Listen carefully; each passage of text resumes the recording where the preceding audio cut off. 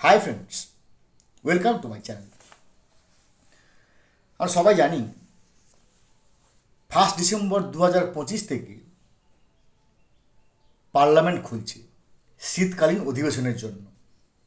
এই শীতকালীন অধিবেশন প্রতি বছর যেমন হয় তেমন হচ্ছে, কিন্তু সারা ভারতবর্ষের 51 লক্ষ শিক্ষক শিক্ষিকার কাছে এটা একটা অন্য মাত্রা পাবে।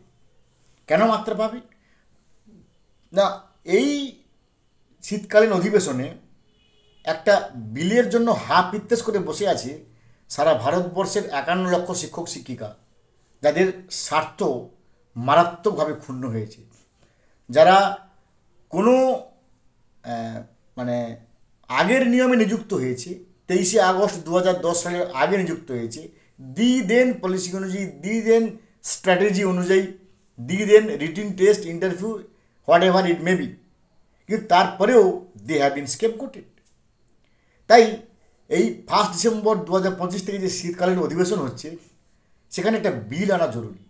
আসুন আজকে আমি আপনাদের কাছে কিভাবে একটা খুশির খবর নিয়ে এসেছি বা আনন্দের বাতাবরণ নিয়ে এসেছি, কারণ আমার কাজই হচ্ছে আপনাদের কাছে পজিটিভ নিউজ পরিবেশন করা। তবে ভিডিও শুরুর আগে আরও একবার অনুরোধ করবো, দয়া করে আপনারা আমার চ্যানেলটা সাবস্ক্রাইব করবেন, লাইক করবেন, কমেন্ট করবেন, শেয়ার করবেন। দেখুন, একটা সাবস্ক্রিপশান করলে আপনাদের কোনো ক্ষতি হবে না, কিন্তু আপনাদের একটা সাবস্ক্রিপশান আমাকে অনুপ্রাণিত করবে আরও ভালো ভালো কন্টেন্ট নিয়ে ভিডিও বানানোর জন্য। এই শীতকালীন অধিবেশন, যেটা কিনা এই 51 লক্ষ শিক্ষক শিক্ষিকার কাছে একটা তীর্থের কাকের মতো। কেন না, আজকে যে এই শিক্ষকদের বাধ্যতামূলক টেটের যে নির্দেশিকা, এই যে আজকে শিক্ষক শিক্ষিকার যে যন্ত্রণা বলুন, কষ্ট বলুন, দুঃখ বলুন, তার মূলে কিন্তু এনসিটি নয়, তার মূলে কিন্তু আরটি নয়, কিংবা আরটির কোনো মেমোরেন্ডাম নয়। তার মূল সমস্যা হচ্ছে 2017 সালে সেন্ট্রাল গভর্নমেন্টের করা একটা নির্দেশিকা, যেখানে তারা বিল নিয়ে এসেছিল, যে বিলে তারা প্রথম 1/4/2015 থেকে রেট্রোস্পেক্টিভ ইফেক্টে তারা প্রথম শিক্ষক শিক্ষিকাদেরকে টেট করার একটা বিল পাস করে 2017 সালে। এটি হচ্ছে মূল সমস্যা। তো যেহেতু আগেও বলেছি, এখনও বলছি, পরে বলছি, পার্লামেন্টের ক্ষমতা অসীম। অসীম কেন বলছি না, যে সমস্ত বিচারকরা বিচার করছেন, তারা পার্লামেন্টের আইন কিংবা বিধানসভার আইন নিয়ে তারা সেই আইনপত্র নিয়ে তারা বিচার করছেন, কারণ সেটা of the people, by the people, for the people, এটা কিন্তু ভাবতে হবে।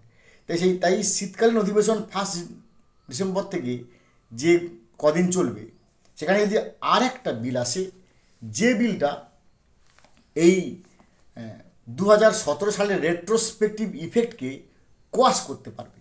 কি ব্যাপার না, 2017 সালের যে বিলটা নিয়ে আসা হয়েছিল রেট্রোস্পেক্টিভ বিল, সেখানে একটা লাইন লেখা ছিল retrospective effect with effect from 1/4/2015।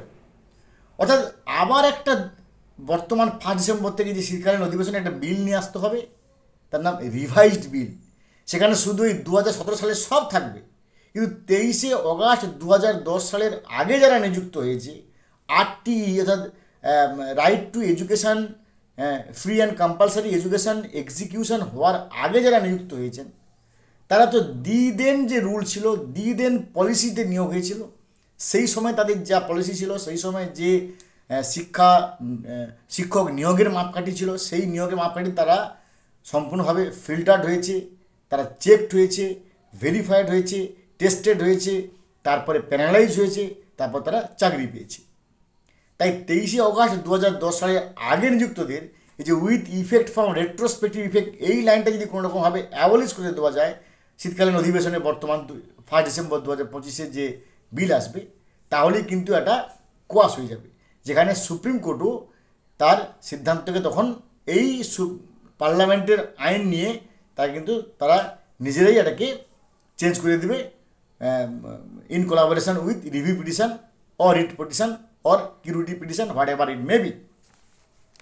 তো আশার আলোটা কেন না, আশার আলো হচ্ছে, এর আগে আমি বলেছিলাম যে একজন রাজ্যসভার এমপি সীমা দ্বিবেদী, তিনি কথা দিয়েছেন যে আমি পার্লামেন্টে শীতকালীন অধিবেশনে এই শিক্ষকদের বাধ্যতামূলক টেট নিয়ে সওয়াল করব, যাতে সরকার এই সমস্ত একটা বিল নিয়ে আসতে পারে, যে বিলের জন্য সিনিয়র টিচার্সরা বরেণ্যং বরদং শুভং, যারা বরিষ্ঠ শিক্ষক, সেই বরিষ্ঠ শিক্ষককে কী বলা হয়?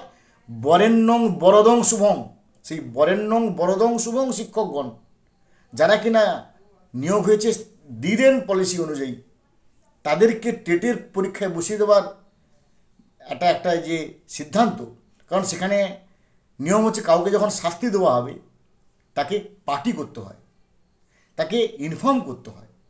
কিন্তু এই যে 51 লক্ষ শিক্ষক শিক্ষিকা সারা ভারতবর্ষে, তাদেরকে না পার্টি করা হয়েছে, না তাদেরকে ইনফর্ম করা হয়েছে, না তারা তাদের কথা বলতে পেরেছে, শুধু তাদের উপর ইম্পোজ করে দেওয়া হয়েছে টেট নির্দেশ। তার জন্য সীমা দ্বিবেদী সাহেবা উনি বলেছেন যে পার্লামেন্টে অবশ্যই তিনি গলা ফাটাবেন। আর তামিলনাড়ুর শিক্ষামন্ত্রী আনবিল মহেশ পেয়ামাঝি তিনিও কথা দিয়েছেন তার 55টি তার রাজ্যের 55টি শিক্ষক সংগঠনকে। দেখুন, ইনাকেই বলে মানবিক শিক্ষামন্ত্রী। আমরা তো দেখছি বিভিন্ন রাজ্যের শিক্ষামন্ত্রী কে অন্যের নাটক চুরি করে নিজের নামে দিয়ে দিচ্ছে যে ভাই আমি বিশাল বড় শিক্ষামন্ত্রী, এখান থেকে চুরি করে ওখান থেকে চুরি করে দিচ্ছেন। আর তামিলনাড়ুর শিক্ষামন্ত্রীকে আমরা দেখছি মানবিক শিক্ষামন্ত্রী, যেখানে শিক্ষক সংগঠন তার কাছে যায়নি, তিনি নিজে শিক্ষক সংগঠনকে আহ্বান করেছেন। 55টা শিক্ষক সংগঠনের সঙ্গে তিনি নিজে আলোচনা করেছেন। নিজে আলোচনা করে তিনি কথা দিয়েছেন যে তার পার্টি ডিএমকে শীতকালীন অধিবেশনে গলা ফাটাবে, যাতে কিনা সরকার এই শীতকালীন অধিবেশনে একটা এই রেট্রোস্পেকটিভ ইফেক্ট বিরোধী বিল নিয়ে আসে। এরপরে 3 নম্বর আসার আলো কি না, এম.কে. স্ট্যালিন, যিনি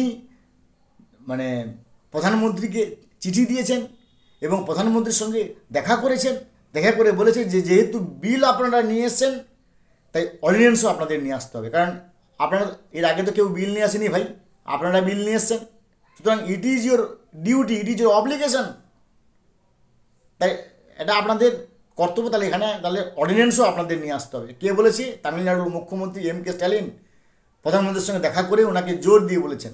এবং আজকের যে আমার সুখবার্তাটা কি না, উত্তরপ্রদেশের ফুলপুরের মেম্বার অফ পার্লামেন্ট সাংসদ, অর্থাৎ ফুলপুরের সাংসদ, যিনি 28 নভেম্বর 2025 প্রধানমন্ত্রীকে চিঠি দিয়েছেন, যার নম্বর MP/YJ/PRYJ/51/3392/2025।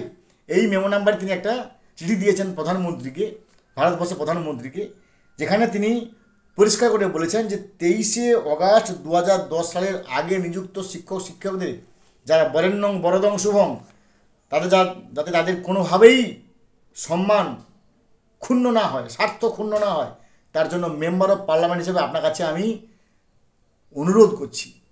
ধন্যবাদ দিতে হয় এই ধরনের সাংসদকে, যিনি শিক্ষকদের হয়ে ভাবছেন।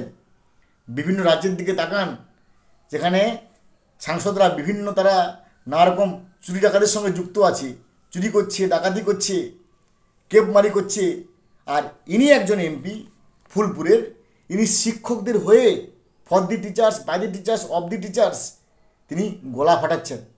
তো ফ্রেন্ডস, এই ছিল আজকের বার্তা। তাই আমরা আশা করতে পারি যে এইবারের শীতকালীন অধিবেশনে একটা সুখবার্তা এই 51 লক্ষ শিক্ষক শিক্ষিকার উপর দিয়ে বয়ে যাবে, সেটা আমরা আশা করতেই পারি। ভালো থাকুন, have a good day, thanks.